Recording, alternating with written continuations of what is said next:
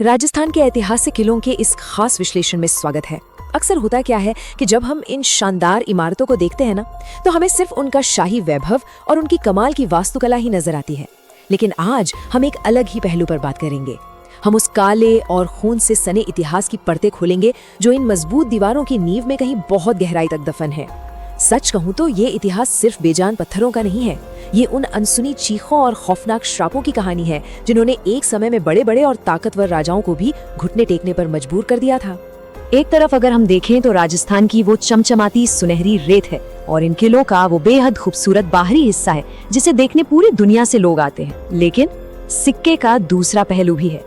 ठीक उसी जमीन के नीचे दबे हुए हैं कुछ ऐसे खूनी राज और बड़े पैमाने पर हुई ऐसी भयानक त्रासदियां जिन पर यकीन करना मुश्किल है।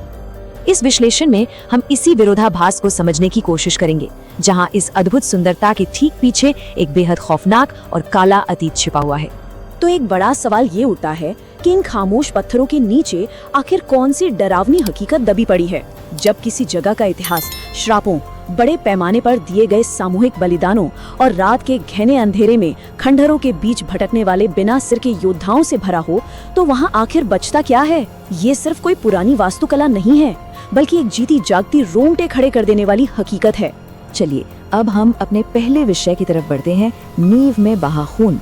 जरा सोचिए, इन विशाल दीवारों को खड़ा करना अपने आप में कितना खौफनाक रहा होगा। अब नाहरगढ़ किले की बात ले लीजिए। मजदूर दिन भर अपना पसीना बहाकर दीवारें बनाते थे, लेकिन रात होते ही कोई अदृश्य शक्ति उन्हें ताश के पत्तों की तरह गिरा देती थी। ये सिलसिला तब तक नहीं रुका जब तक कि राजकुमार नाहर सिंह की आत्मा को शांत करने के लिए वहां बकायदा एक मंदिर नहीं बनाया गया। और कुंभलगढ़ के बारे में क्या ख्याल है? दुनिया की दूसरी सबसे बड़ी, जी हाँ, 36 किलोमीटर लंबी दीवार, ये तब तक खड़ी नहीं हो सकी जब तक कि संत मेहर बाबा ने अपनी मर्जी से अपना सिर नहीं कटवा दिया। बताया तो यहाँ तक जाता है कि सिर कटने के बाद भी उनका धड़ मीलों तक चलता रहा और ठीक उसी रास्ते पर इस किले की दीवारें बनाई गई। अब जरा मेहरानगढ़ की कहानी सुनिए। यहाँ विस्थापित किए गए एक साधु चिड़िया नाथ जी का गुस्सा सच में देखने लायक था। जोधपुर में जब ये किला बनाने के लिए राजा ने उन्हें जबरदस्ती उनकी जगह से हटाया, तो उन्होंने खौफनाक श्राप दे डाला कि वहाँ के लोग हमेशा पानी की एक एक बूंद के लिए तरसेंगे। और सबसे ज्यादा रोंगटे खड़े करने वाली बात क्या है पता है? कथित तौर पर आज भी जोधपुर पानी की भारी कमी का सामना करता है। मतलब सदियों पहले कहे गए शब्द आज भी वहाँ के वर्तमान पर हावी हैं। अब देखिए, उस श्राप को तोड़ने के लिए राजा किस हद तक जा सकता था।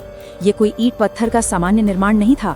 राजा राम मेघवाल नाम के एक जीवित, सांस लेते इंसान को एक तय शुभ मुहूर्त पर किले की दीवारों के बीच जिंदा चुनवा दिया गया। ये ख्याल ही अपने आप में सिहरन पैदा कर देता है कि एक भव्य महल को खड़ा करने के लिए किसी इंसान को धीरे धीरे अंधेरे और मौत के हवाले कर दिया गया। यहाँ से हम अपने दूसरे गंभीर विषय पर आते हैं, सामूहिक त्रासदियां, यानी साका और जौहर। साका और जौहर ये इतिहास के सबसे दर्दनाक और भयानक पहलुओं में से एक है। ये युद्ध के समय की वो चरम परंपरा थी जिसे तब अपनाया जाता था जब हार निश्चित होती थी और दुश्मनों के हाथों पकड़े जाने के अलावा कोई रास्ता नहीं बचता था। होता ये था कि पुरुष केसरिया कपड़े पहनकर युद्ध के मैदान में मरने या मारने निकल पड़ते थे, जिसे साका कहते थे, और महिलाएं गुलामी और अपमान से बचने के लिए खुद को धधकती आग के हवाले कर देती थी, जिसे जौहर कहा जाता था। 24,000। जरा इस विशाल नंबर को अपने दिमाग में बिठाने की कोशिश कीजिए। ये जैसलमेर की उस भयानक त्रासदी को दर्शाता है जिसे भूल पाना सच में नामुमकिन है। इतनी बड़ी संख्या में महिलाओं ने एक साथ आग में कूदकर अपनी जान दे दी थी। और अगर ये काफी डरावना नहीं था, तो वहाँ एक आधा साका भी हुआ था, जहाँ समय की कमी के चलते पुरुषों को युद्ध में जाने से पहले अपनी ही तलवारों से अपने खुद के परिवारों का सिर धड़ से अलग करना पड़ा था। ये 24,000 सिर्फ एक आंकड़ा नहीं है, ये उस वक्त की चरम निराशा और मजबूरी का सबसे बड़ा प्रतीक है। और चित्तौड़गढ़ में जो बलिदान हुआ, उसका पैमाना तो अकल्पनीय है। 16,000 रानियां और दासियां अपनी गरिमा बचाने के लिए विजय स्तंभ के पास बने एक विशाल अग्निकुंड में कूद गईं। ये दर्दनाक क्षण उस भयावहता का ऐसा एहसास कराता है जिसने शायद उस पूरी जगह की ऊर्जा को हमेशा के लिए बदल कर रख दिया हो। लेकिन रणथंभौर में हमें एक अलग ही तरह का काला अध्याय देखने को मिलता है। यहाँ हार दुश्मन की ताकत से नहीं हुई थी, बल्कि अपनों के धोखे और गद्दारी से हुई थी। इसके नतीजे में रानियों ने जो किया उसे जल जौहर कहते हैं। यानी वे आग में नहीं कूदी, बल्कि पद्मला तालाब में कूदकर उन्होंने अपनी जान दे दी। आज भी अगर वहाँ जाएं, तो उस शांत झील के पास एक अजीब सी खामोशी महसूस होती है और बिना सिर वाले एक योद्धा के वहाँ भटकने की खौफनाक किंवदंतियां आज भी मशहूर हैं। चलिए अब हम अपने तीसरे रहस्यमय हिस्से की तरफ बढ़ते हैं, छिपे हुए खजाने और सुरंगें। यहाँ ना एक बड़ा ही अजीब सा विरोधाभास देखने को मिलता है।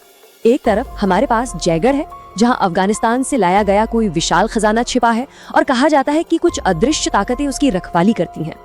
और वहीं दूसरी तरफ तारागढ़ है, जहाँ मीलों लंबी ऐसी अंधेरी सुरंगें हैं जिनमें खजाने की तलाश में जो भी गया वो कभी लौटकर वापस नहीं आया। लोगों का मानना है कि वहाँ मीरान साहब की आत्मा आज भी घोड़े पर सवार होकर पहरा देती है। अब यहाँ एक बहुत ही बड़ा रहस्य सामने आता है। 1970 के दशक में आपातकाल के दौरान सरकार ने जयगढ़ में बड़े पैमाने पर खुदाई करवाई थी। आधिकारिक तौर पर तो यही कहा गया कि भाई वहाँ कुछ नहीं मिला, लेकिन ये ऐतिहासिक रहस्य आज भी कायम है कि अगर सच में कुछ नहीं मिला था तो खुदाई के ठीक बाद लगातार 3 दिनों तक जो भारी सैन्य ट्रक वहाँ से दिल्ली की तरफ गए थे, उनमें आखिर क्या भरा हुआ था। खैर, अब हम बढ़ते हैं अपने चौथे हिस्से की तरफ, धोखा और बेहद क्रूर सजाएं। अगर हम गागरोन किले की बात करें तो इसकी भयावहता तो बस रूह कपा देने वाली है। ये किला सीधे एक खड़ी चट्टान पर बना है और चारों तरफ से पानी से घिरा हुआ है। यहाँ गीद कराई यानी गिद्धों की चट्टान नाम की एक जगह हुआ करती थी। यहाँ से कैदियों और गद्दारों को सीधे नीचे गहरी खाई में फेंक दिया जाता था। सोचिए, नुकीली चट्टानों से टकराने के बाद जो भी थोड़ा बहुत बचता उससे नीचे नदी के मगरमच्छ और ऊपर आसमान में मंडराते गिद्ध अपना शिकार बना लेते थे। ये उस दौर की बर्बरता का एकदम सीधा और खौफनाक प्रमाण है।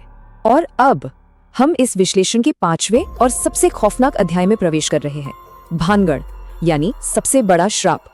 भानगढ़ की कुख्याति कोई ऐसी वैसी आम अफवाह नहीं है। ASI यानी भारतीय पुरातत्व सर्वेक्षण ने आधिकारिक तौर पर इस जगह को सूर्यास्त के बाद और सूर्योदय से पहले एक सख्त वर्जित क्षेत्र घोषित किया हुआ है। अब सोचिए, जब एक सरकारी संस्था को ऐसा कदम उठाना पड़े तो ये बिल्कुल साफ हो जाता है कि उस स्थान का अतीत कितना गहरा और भयानक रहा होगा। तो आखिर ये श्राप पैदा कैसे हुआ? चलिए इस घटना चक्र को समझते हैं। ये कहानी दिखाती है कि कैसे सिंघिया नाम का एक तांत्रिक जो राजकुमारी रत्नावती पर काला जादू करना चाहता था, वो अपने ही बिछाए जाल में फंस गया। उसने राजकुमारी के बालों के तेल पर जादू किया था, लेकिन राजकुमारी को शक हो गया और उसने वो जादुई तेल एक बड़ी सी चट्टान पे फेंक दिया। जादू के असर से वो भारी चट्टान लुढ़कती हुई सीधे उस तांत्रिक की तरफ गई और उसे कुचल डाला। और बस मरते वक्त वहीं से वो खौफनाक श्राप निकला जिसने पूरे के पूरे शहर को रातों रात शमशान में बदल दिया। मरते हुए उस तांत्रिक का अंतिम और विनाशकारी श्राप कुछ ऐसा था, इस किले का विनाश होगा और कोई भी कभी यहाँ छत के नीचे जिंदा नहीं रह पाएगा। सच कहूँ तो ये श्राप आज भी कितना सच लगता है, इसे इस बात से ही समझा जा सकता है कि आज भी भानगढ़ के खंडरों में कोई छत टिक ही नहीं पाती।